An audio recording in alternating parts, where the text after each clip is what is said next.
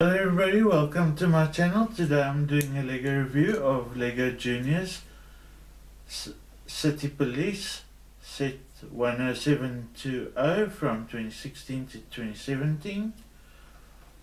As you can see, you get this crook with a crowbar and his bag, and you get this beautiful ATM piece, and also you get this beautiful police helicopter with a spotlight, and also you can open the front to take the policeman out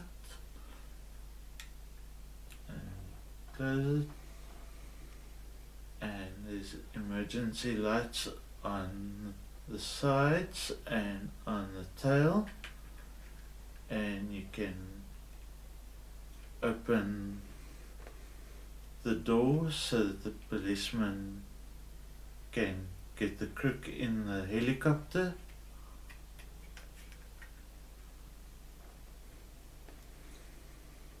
And the turret can also turn. See? This is a beautiful set, and I bought this at Toys R Us in 2017 in Port Elizabeth, South Africa. Thank you for watching this video. Please don't forget to like and subscribe to my channel, and please leave a comment in the comment box below, and please share the link to my videos, and I'll see you in the next video. Thank you. Bye.